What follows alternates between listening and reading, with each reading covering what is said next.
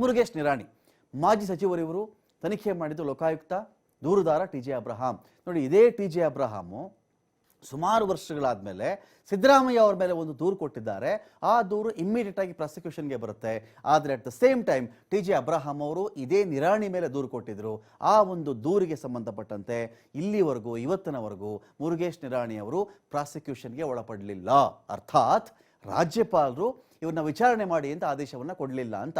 ದೂರು ಬಂದಿದ್ದೇನೋ ಬೆಂಗಳೂರಿನ ಲೋಕಾಯುಕ್ತ ಕಚೇರಿಗೆ ದೂರು ಬರುತ್ತೆ, ದೂರುದಾರರು ದಾಖಲಿಸಿರ್ತಾರೆ ಅದನ್ನ.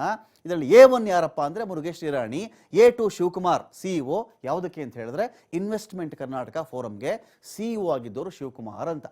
ಅರ್ಥ ಆಯ್ತಾ? ಇನ್ವೆಸ್ಟ್ಮೆಂಟ್ ಕರ್ನಾಟಕ ಫೋರಂ ಏನಾಗಿತ್ತು ಸ್ಕ್ಯಾಮ್ ಅಂತ ನೋಡಿದ್ರೆ, A3 ಸಿದ್ದಲಿಂಗಪ್ಪ, ಇದರಲ್ಲಿ ಸಿದ್ದಲಿಂಗಪ್ಪ MD MCA.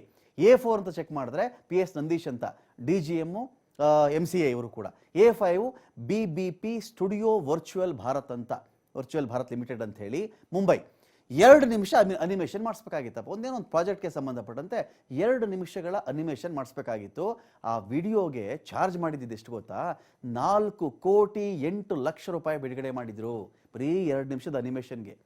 2-3 ಸಿನಿಮಾ ತೆಗೆದುಬಿಡ್ಬೋದಾಗಿತ್ತೇನೋ ಅಷ್ಟರಲ್ಲಿ, ಅದು ಬೇರೆ ವಿಚಾರ.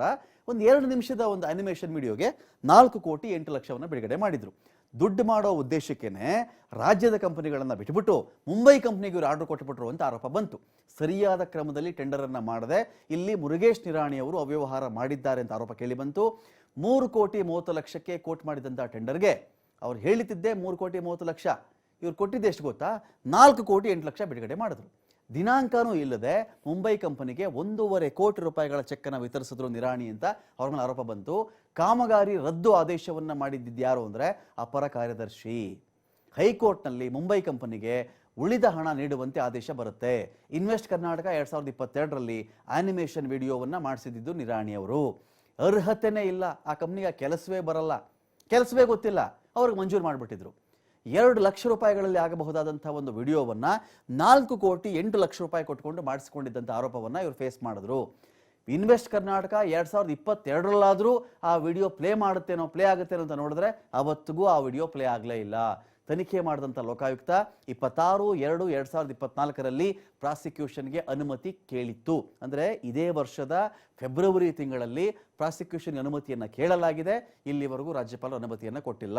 ಆದರೆ 26/7/2024 ಸಿದ್ದರಾಮಯ್ಯ ಅವರ ಮೇಲೆ ಒಂದು ಕೇಸ್ ಕೇಳಿದ ತಕ್ಷಣ ಅದಕ್ಕೆ ಅನುಮತಿ ಕೊಟ್ಬಿಟ್ರು ರಾಜ್ಯಪಾಲರು. ಇದಕ್ಕಿಂತ ಮುಂಚೆ ಕೋಳಿಮೊಟ್ಟೆ ಸ್ಕ್ಯಾಮ್ ಇದೆ, ಗಣಿಗಾರಿಕೆ ಸ್ಕ್ಯಾಮ್ ಇದೆ, ಆನಿಮೇಷನ್ ರಿಲೇಟೆಡ್ ಸ್ಕ್ಯಾಮ್ ಇದೆ, ಇದನ್ನ ಯಾಕಪ್ಪ ಕೊಡಲಿಲ್ಲ ಅಂತ ಒಂದು ಪ್ರಶ್ನೆ ಇದೆ ಇಲ್ಲಿ. ನೆಕ್ಸ್ಟ್ ಅಂತ ಬಂದಾಗ